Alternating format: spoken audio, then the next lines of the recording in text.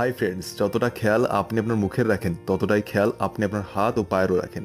কিন্তু আজকালের ধুলোবালির পরিবেশে যখন আমাদের পায়ে ধুলোবালি জমতে শুরু করে তখন আমাদের পা দিন দিন কালো হতে শুরু করে, যেটার কারণে পায়ে এক জেদি কালো আস্তরণ জমে যায়। আর ওটি এত সহজে যায়ও না। আর এই প্রখর রোদের কারণে পায়ে ট্যানিং পড়ে যায়। কিন্তু আজ আমি আপনাকে একটি খুবই সহজ, কার্যকর, অ্যামাজিং রেমেডি বলতে চলেছি, যেটি আপনি ঘরেই বানিয়ে দুবার ব্যবহার করলেই আপনার পায়ের ময়লা এমনভাবে বেরিয়ে যাবে যেমন আগে কোনোদিন ছিলই না। তবে আসুন দেখে নিই এই রেমেডি বানাতে আমাদের কি কি লাগবে। এখানে আমরা প্রথম যেই ইনগ্রিডিয়েন্টটি নেব ওটি হলো টমেটো। টমেটো আপনি ছুরি দিয়ে অর্ধেক কেটে নেবেন। তারপর আপনি একটি খালি বাটিতে এর সব রস নিচড়ে নেবেন। টমেটোতে এমন প্রপার্টিস থাকে যেটি আপনার স্কিনকে ন্যাচারাল ব্লিচিং করে, যেটা আপনার ত্বক ফর্সা আর পরিষ্কার করায় সাহায্য করে।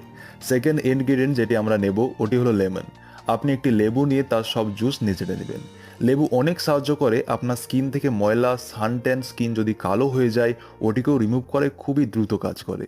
এই দুটি জিনিসকে ভালোভাবে মিশিয়ে নেওয়ার পর থার্ড ইনগ্রিডিয়েন্ট যেটি আমরা এখানে নেব ওটি হলো ইনো। আপনি অনেক হোম রেমেডিতে দেখে থাকবেন, কিন্তু আমি আপনাকে একটা কথা বলে দিই, আপনি ইনো কখনো মুখে ব্যবহার করবেন না।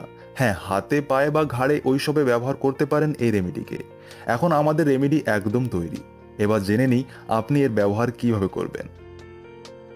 আপনি এটিকে নিয়ে এইভাবে আপনার পায়ে বা হাতে মালিশ করুন। আপনি চান তো আপনার কালো হয়ে যায় হাঁটুতে বা কোনোই ঘাড়েও ব্যবহার করতে পারেন। মানে যেখানে যেখানে আপনার স্কিন কালচে পড়ে গিয়েছে সেখানে আপনি এটিকে ব্যবহার করতে পারেন। এই রেমেডি খুবই ফলদায়ক আর একদম সহজ রেমেডি। এটিকে লাগানোর পর 15 থেকে 20 মিনিট রেখে দিন এইভাবেই। আপনি এটিকে প্রতিদিনও ব্যবহার করতে পারেন 3 থেকে 4 দিন টানা। তারপর সপ্তাহে একবার লাগাবেন, যেটাই আপনার পায়ের বা অন্যান্য জায়গার রং ফর্সা হবে।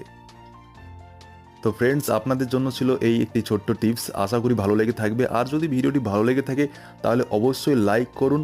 আর আপনাদের কি মতামত আমাকে অবশ্যই জানান। আর যদি কোনো প্রশ্ন থাকে তবে অবশ্যই করুন, আমি যত তাড়াতাড়ি সম্ভব উত্তর দেওয়ার চেষ্টা করব।